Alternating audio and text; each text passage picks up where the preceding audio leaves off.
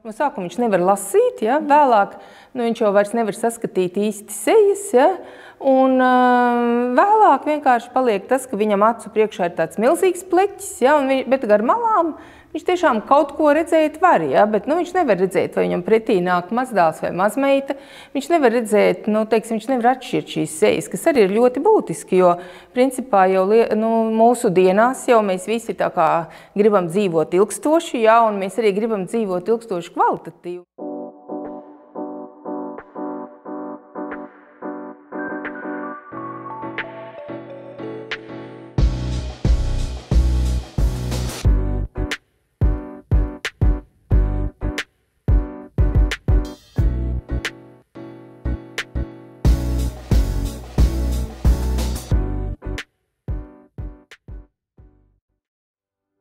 Labdien, cienījamie podkāstu Drošas veselības pusstunda ar ekspertu, skatītāju un klausītāju. Šodien mūsu sarunas tēma ir, vai redzes zudumu var novērst un ārstēt. Un šodien uz sarunu esam aicinājuši divus ekspertus, došu vārdu stādīties priekšā. Lūdzu. Labdien, esmu Guna Laganovska, Rīgas Stradiņu universitātes profesore un Paula Stradiņa Kliniskās universitātes slimnīcas oftalmoloģijas klīnikas vadītāja.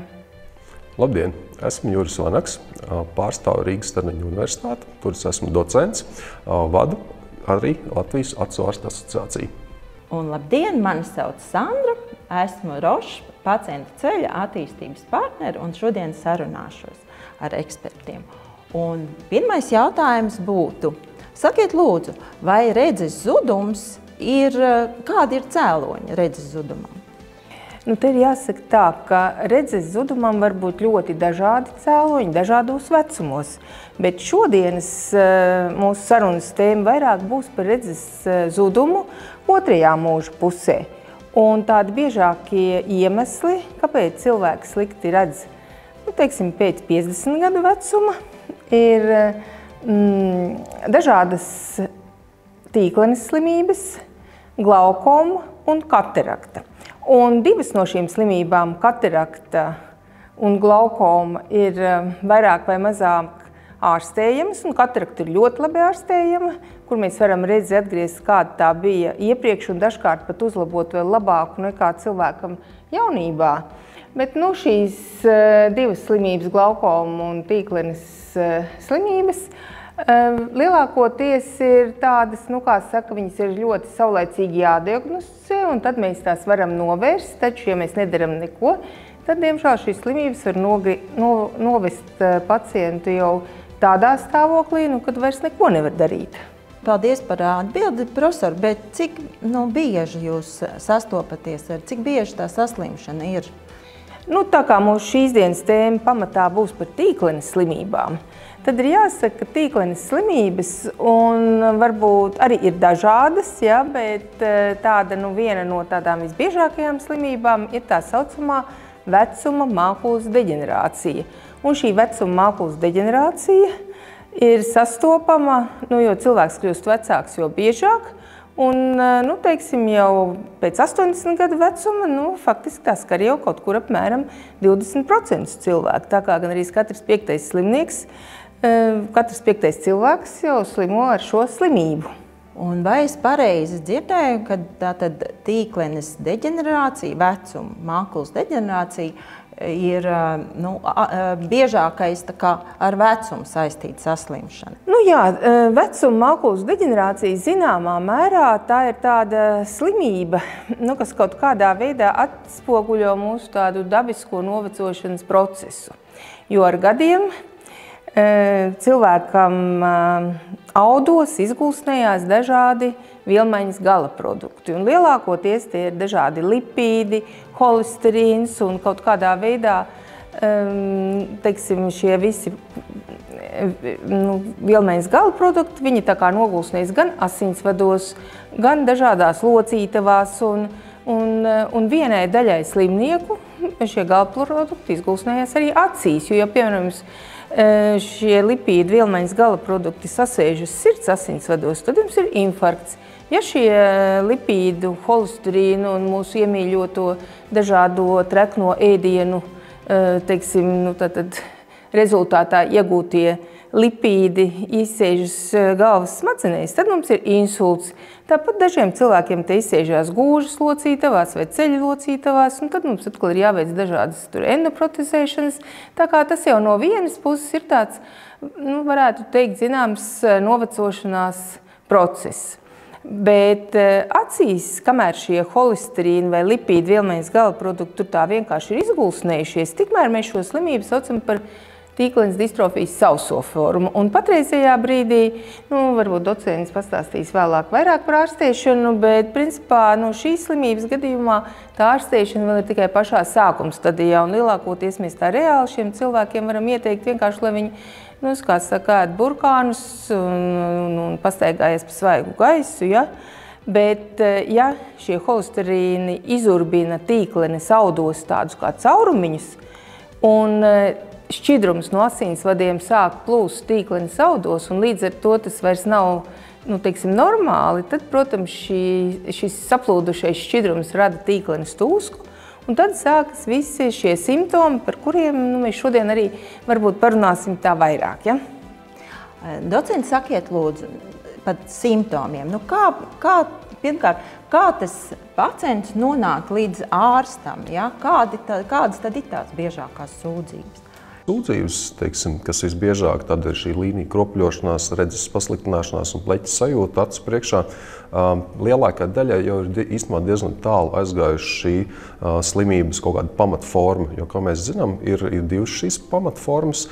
Tā visbiežākā ir šī sausā mākulas deģenerācija, jeb sausā distrofijas forma, kas praktiski, kā profesori jau teica, pēc 80 gadu vecuma praktiski, ja mēs tā kārtīgi paskatāmies, mēs tur katram varam kādu šo lipīdu izgulsnējumu patiesībā ir sameklēt. Līdz ar to varētu definēt kā šo sauso formu, bet 10% no šiem pacientiem, kuriem ir šī sausā slimības forma, viņi ar laiku transformēs par šo mitroformu. Un šī mitroforma mums arī dod šo būtisko redzes pasliktināšanās simptomātiku. Un, kā jūs teicat, tas ir līnija kropļošanās, attēla kropļošanās, pleķa sajūta acu priekšā un tas rezultējas ar šo redzes asuma pasliktināšanu. Un acu ārsts arī pārbaudot visus rādītājus, gan tas, ko viņš ar aci var redzēt, tas, ko aparāti parāda, tad mēs šo slimību varam arī konstatēt. Mūsu šodienas tēma ir, vai redzes zudumu var novērst. Ja es pareizi dzirdēju, tad pacients nāk, viņam ir sūdzības, līniju kropļošanās, bet ja neārstē un ja viņš neatnāk līdz jums, ar ko tas viņam var draudēt? Tā kopumā jāsaka, senielā mākulas deģenerācija, tādu pilnīgu aklumu, ko mēs varētu raksturot kā pilnīgu melnu tumsu sevi visapkārt, viņa jau nerada pēc būtības. Ja?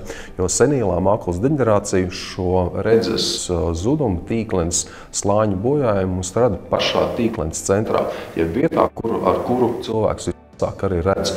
Un tas nozīmē, ka tādas ikdienas aktivitātes, kas ir baigi būtisks, tur kaut vai to pašu telefonu paskatīties. Šīs ikdienas aktivitātes viņam ir grūtāk arī veikt, viņš vienkārši neredz to. Bet pilnīgs aklums, kā mēs saprotam, tas pilnīgi melnā tums viņam nebūs, jo perifērijas redzes lauks praktiski visiem pacientiem līdz mūža galam arī saglabāts. Nav vienīgās centrālā daļa, kur ir liels melns pleķis.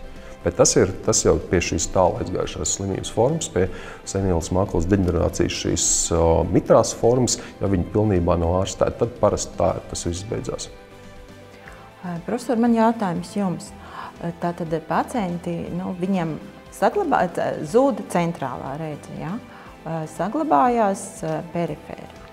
Bet ja pacients grib, šodien mēs dzīvojam, mēs gribam dzīvot ilgi un mundri būt un sabiedriski tur piedalīties dziesmu svētkos dziedāt, ja? Vai tas viņu ierobežo kaut kā, to pacientu, ko tuvinieki saka, kā tas notiek? Ja? Jā, runājot par šiem simptomiem, kā jau docents minēja, ja, ka sākumā, kad tas holesterīns izurbinājis to caurumiņu un tīklenē ir ieticējis kaut kāds daudzumiņš šķidruma, no sākuma pirmie simptomi pacientam ir vienkārši tas, ka viņš pēkšņi pamana, ka viņam vienkārši tā kā viļņojās līnijas, vai arī viņš lasa tekstu un viņam šķiet, ka iet visi burti vienā rindā un pēkšņi viens burts ir izlicis ārā kaut kur uz augšu. Ja?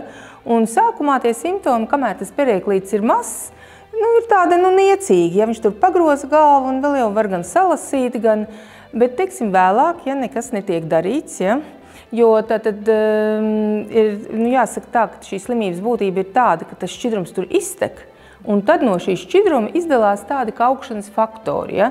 Un šie augšanas faktori ierosina tādu kā tādu, nu, kā saku, tādu milzīgu tādu apli, ja? Ka šie augšanas faktori tā kā atkal rada jaunu asinsvadu bojājumus, un šiem holesterīna kristāliem ir vēl vieglāk radīt jaunus caurumus, un vēlāk tek atkal jaunais šķidrums, un vēlāk šī peļķa paliek aizvien lielāka, lielāka un lielāka. Un šie simptomi arī zināmā mērā, nu, faktiski seko šim šķidruma daudzumam. Un tāpēc ir svarīgi mums noķert tos pacientus, kuriem tikko sāk kropļoties, kad mēs varam sākt ārstēt un bloķēt šos augšanas faktorus. Un līdz ar to, tad, lai mēs varam kaut kādā veidā šo mazo peļķi, šo mazo šķidruma daudzumiņu nepalielināt. Ja? Jo, ja mēs neko nedaram, tad tas šķidrums kļūst aizvien lielāks, kamēr cilvēkam jau no sākuma viņš nevar lasīt, ja? Vēlāk viņš jau vairs nevar saskatīt īsti sejas, ja? Un vēlāk vienkārši paliek tas, ka viņam acu priekšā ir tāds milzīgs pleķis, ja? Bet gar malām viņš tiešām kaut ko redzēt var, ja? Bet viņš nevar redzēt, vai viņam pretī nāk mazdēls vai mazmeita. Viņš nevar redzēt, viņš nevar atšķirt šīs sejas, kas arī ir ļoti būtiski, jo principā jau mūsu dienās jau mēs visi tā kā gribam dzīvot ilgstoši, ja? Un mēs arī gribam dzīvot ilgstoši kvalitatīvi. Mēs gribam dzīvot, kā saka, tagad mēs aktīvi strādājam, un tad mēs tā kā esam ieplānojuši, ka tad, kad iesim pensijā, tad mēs varēsim beidzot baudīt dzīvi. Un tad mēs varēsim izlasīt visas grāmatas, kuras nebija laika izlasīt visā mūsu dzīves laikā. Varēsim skatīties televizoru, un ko vēl visu nedarīt. Ja? Tur daži pensionāri pat gatavojas tieši tad uzsākt braukšanu ar motocikliem un vēl visu kaut ko citu. Ja?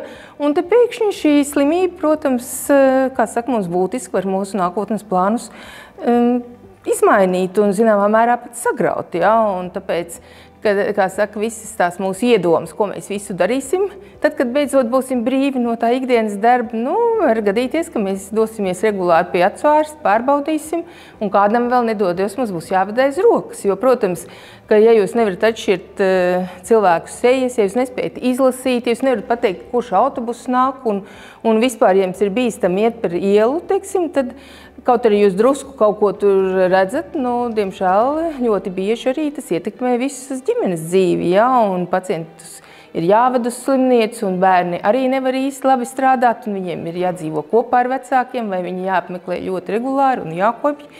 Tā kā, teiksim, šī slimība kaut arī nerada absolūtu aklumu, tā tomēr ļoti būtiski pazemina mūsu dzīves kvalitāti. Paldies, profesor! Tik tā man tā kā būtu skaidrs, kad kā atpazīt, un par to, ka mēs gribam labi gan palīdzēt saviem mīļajiem, ja, un lai atpazītu mazbērnus, ja, mammas, un visādi citādi dzīvot pilnvērtīgi. Man ir jautājums docentam. Docent, bet vai jums ir kāda praksē tāds pozitīvs piemērs, ja, ka pacients atnāca vai tika atvests aiz rokas, un kur ir šis pozitīvais stāsts par to, kad zudumu var novērst un ārstēt? Te, protams, vairāk jārunā par šo mākoņu deģenerācijas eksudatīvo formu, jeb mitroformu. Ja? Jo, teiksim, sausās formas pacientiem tā realitātē tā ārstēšana īsti jau nav tāda pieejama.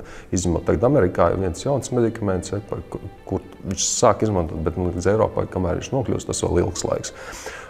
Bet runājot par šo mitroformu, lielākā daļa pacientu, kā es teicu, viņi jau būs ar tādu pozitīvu iznākumu. Līdz ar to viņi pie mums atnāks, saņems ārstēšanu, un tad, kad viss būs labi, viņi jau pie mums vairāk nenāks. Realitātē, ko mēs ikdienā redzam, to pacientu grupa, kuriem, jo tāda grupa arī ir, kuriem, diemžēl, šī ārstēšana jāsaņem pastāv, lai noturētu šo redzes asumu kaut kādās normāli, tādās, tajās robežās, kurās mēs viņu reāli varam arī noturēt ar šo ārstēšanu, jo tajā brīdī, līdz ko viņa ārstēšanu nesaņem, redzes asums būtiski pasliktinās.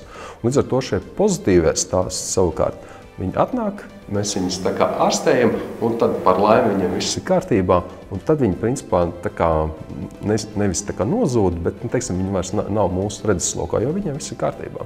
Un tajā brīdī, ja pēkšņi kaut kāds pārsinājums vai vēl, jo slimība pēc savas būtības tomēr ir hroniska, un varbūt šie augšanas faktori tur var skraidīt, viņi, teiksim, vienā brīdī viņi ir mazāk, tad viņi ir atkal vairāk, tad var pārsināties, un tad viņi pie mums nokļūst atpakaļ.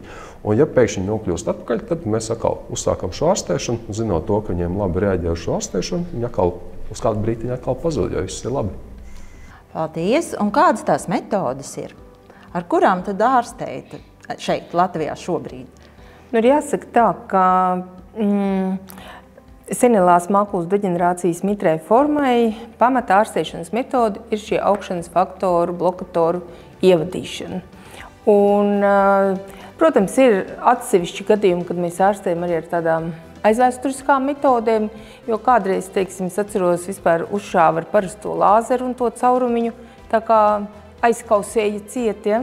Bet, diemžēl šie lāzera terapijas parasti rada tādus, zināmus apdegumus, ja? Un tāpēc, tā kā process ir pašā centrā, tad, protams, ja mēs pielietojam tādas, varētu teikt, agresīvākas metodes, tad it kā jau tā slimība tiek izārstēta, teiksim, viņa arī var izārstēt šādā veidā, bet, diemžēl, salīdzinot ar šiem injekcijām, pacientam pasliktinās redze, ja? Un tā kā redze jau tā ir slikta, tad, protams, mēs nevēlamies ārstēšanas rezultātā redzi pasliktināt, un tāpēc, protams, šīs intravitriālās injekcijas ir tāda ārstēšanas metode, kas parasti redzi pat uzlabo. Un te, kā jau arī docents sacīja, ja, ka ir daļa slimnieku, kam veicot kādas, teiksim, 6 injekcijas, ja, kam tiešām šis process arī var apstāties, bet tas parasti apstājās tajos gadījumos, kad mēs sākam šīs injekcijas ļoti agrīni. Tiešām, ja ir pirmie simptomi un tur ir kaut kāds neliels caurumiņš un neliels šķidruma daudzumiņš, tad parasti šīs injekcijas, tad ir daļa pacientu, kam šīs injekcijas palīdz, veicot tikai nelielu daudzumu injekcijas. Bet, tā kā, protams, pacienti nevienmēr atnāk uzreiz, arī piekļuvi jau nav tik ļoti viegli, un pacienti domā, gan jau pāries, un gan jau vairs nekropļosies, un pie acu ārstiem ir garas rindas. Un viņi kaut kā tā neizprot, ka šis process ir diezgan tāds neatliekams, pat kaut kur varētu teikt. Un es pat gribētu teikt, ka ja pacientam pēkšņi sāk būtiski skropļoties redze, viņam tomēr pie tā acu ārsta būtu jānokļūst ļoti ātri. Ja? Un es domāju, ka ir arī visas iespējas, pat ja nav iespējams pierakstīties pie savu acu ārsta.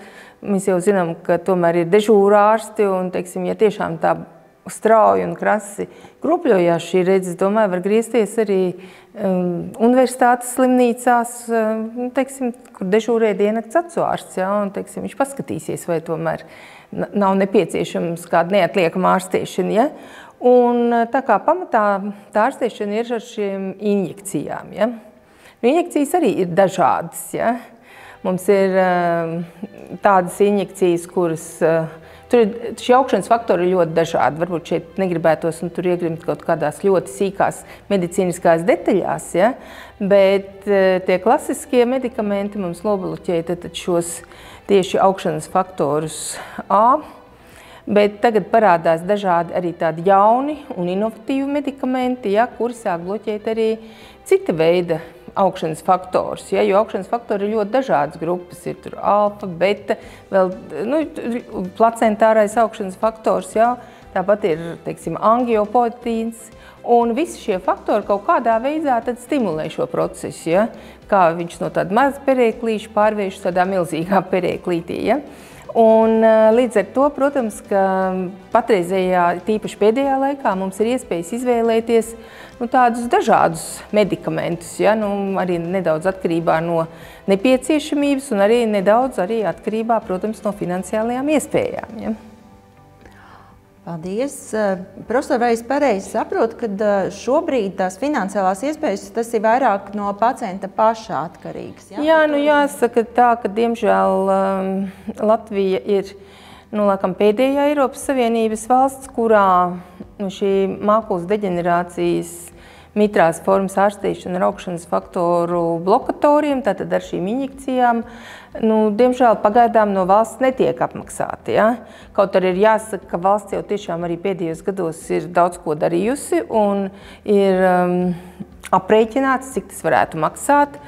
Un pat zināmā mērā es arī gribētu teikt, pateicoties asociācijas darbībai un arī tieši docentu Vanaga aktivitātēm, faktiski viss ir sarēķināts un ir ielikts visādās tabuliņās, bet pašlaik vēl joprojām mēs meklējam tos līdzekļus, ja, lai varētu apmaksāt, jo šie līdzekļi, protams, arī droši vien valsts līmenī ir diezgan palieli, jo cilvēki mums dzīvo ilgāk un, protams, aizvien vairāk cilvēkiem ir nepieciešama šāda ārstēšana, bet patreizajā brīdī mēs gaidām, kad valsts to apmaksās. Un līdz ar to patreiz pacientiem, diemžēl, ir jāmaksā vai pašiem, vai arī caur dažādām apdrošināšanas kompānijām, bet tagad ir jāsaka arī tas, ka šīs intravitreālās injekcijas apmaksā ne visas apdrošināšanas kompānijas, un tur, teiksim, apdrošinoties arī jau iepriekš ir jāpajautā, vai šis pakalpojums būs iekļauts. Ja? Un, protams, ka mums ir dažādi šie medikamenti, ja? Un ir lētāki medikamenti, kuri varbūt pat īsti nav domāti acu ārstēšanai un tiek pielietoti. Bet pēdējos gados ir parādījušies tiešām arī daudz jaunu medikamentu, un tagad ir tāds pavisam jauns medikaments, kas nobloķē ne tikai šos augšanas faktorus, bet arī vēl šos angiopoetīna faktorus. Un, protams, ka šie medikamenti ir diezgan padārgi, bet tie pacientiem ir pieejami, un mums jau ir arī pirmie tādi, kā saka, savi rezultāti, ja, kuri šķiet tādi ļoti pozitīvi. Ja. Paldies. Docenti, varbūt, kad jums, ņemot vērā, kad profesori tikko minēja, kad ir saskaitīts un jūs virzat šo kā asociācijas, oftalmologu asociācijas vadītājs un uz to, lai pacientiem tiktu kompensēta ārstēšana.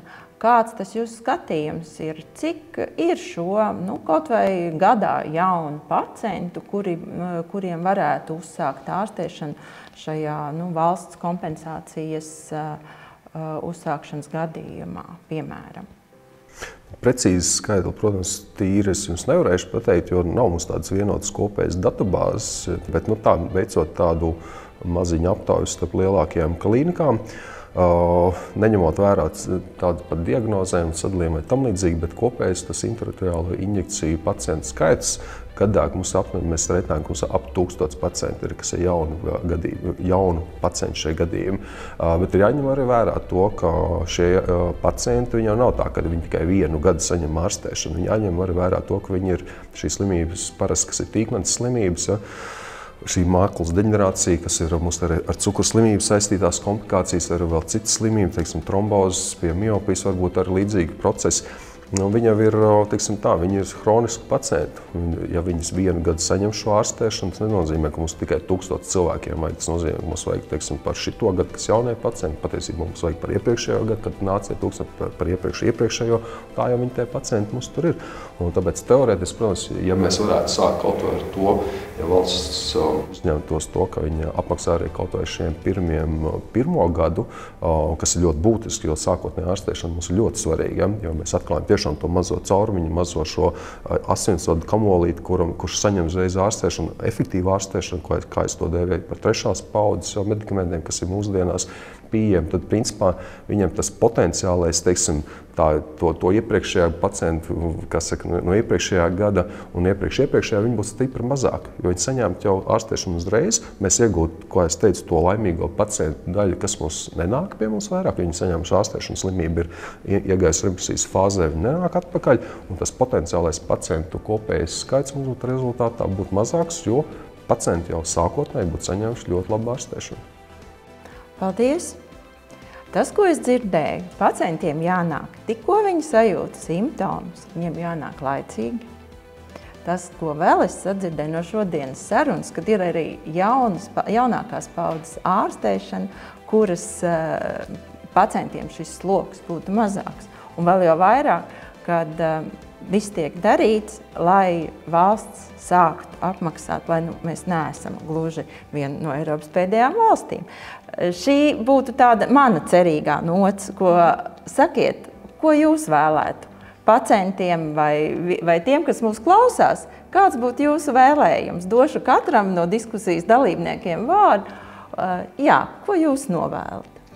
Es pirms varbūt gribētu vēl piebilst to, ka teiksim, cīnoties par to apmaksu, vienmēr tāds zināms arguments ir tas, ka, kā jau arī mēs šajā redzījumā runājām, ka tie slimnieki tomēr ir gados, bet varbūt mēs tā tomēr tik daudz varbūt neakcentējām, ka ir arī slimnieki, kuri ir jaunāki, ja? Un tie ir tieši varbūt, kam nepieciešama šī ārstēšana, ja mēs jau tā kā bišķiņi novirzījāmies, tie ir arī jaunāki cilvēki, un viena no tādām jaunu cilvēku grupām ir tieši šie cukura-diabēta pacienti.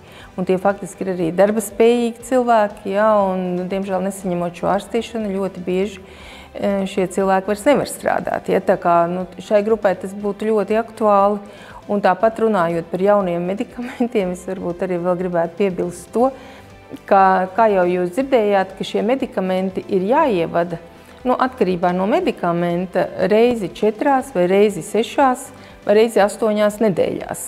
Un tātad viens no tiem virzieniem, uz ko ir vērsta šo jauno medikamentu pētniecība, protams, tā ir efektivitāte, bet tas ir arī tas, ka šos medikamentus var ievadīt retāk. Un, ja mēs šos medikamentus ievadam retāk, un, teiksim, šie tādi pavisam inovatīvie medikamenti ir tādi, ja, kurus var ievadīt tā stipri retāk. Ja. Un, protams, tas ir pirmkārt jau pašam pacientam ir nepieciešams mazāk injekcijas, un otrkārt tas, protams, ir arī zināms tāds atvieglojums ģimenei, jo tomēr ir liela atšķirība, jums ir jāved tas, kā saka, savus radinieks uz slimnīcu reizi 6 nedēļās, vai jūs to varat darīt, teiksim, reizi 12 nedēļās. Ja? Tā kā arī tas ir tāds arguments, bet ja mēs runājam, ko novēlēt pacientiem, ja?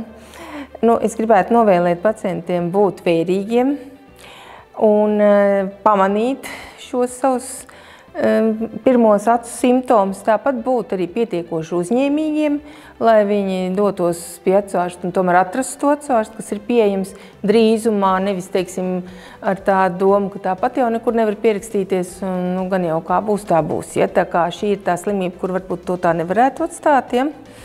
Un vispār uzlūkot, protams, tādas savas rūpes par veselību un tādas savas arī tādas visas ieguldījumus, ja, kuri varbūt dažkārt šķiet it kā lieli, ja, to uzlūkot kā tādu, zināmu, varbūt tādu avansu savā nākotnes dzīves kvalitātei. Es savukārt droši vien, ka es varu pievienoties profesorai šajos novēlējumos, bet acīm redzot tā auditorijas daļa, kas arī klausīsies šo podkāstu, viņi visticamāk jau ir pēc savas būtības jau ļoti rūpīgi pret savu veselību, jo nevelti viņi ir ieslēguši šo raidījumu. Un es viņiem novēlu arī saglabāt savu rūpīgumu, savu vērīgumu, pret savu veselību, pret savu redzi un, protams, arī pret vispārējo veselības stāvokli, lai neplaist garām tos kaut kādus pirmos simptomus, kas varētu liecināt par tādu slimību veidošanos, kas ir, principā, mūsdienās ir ārstējams.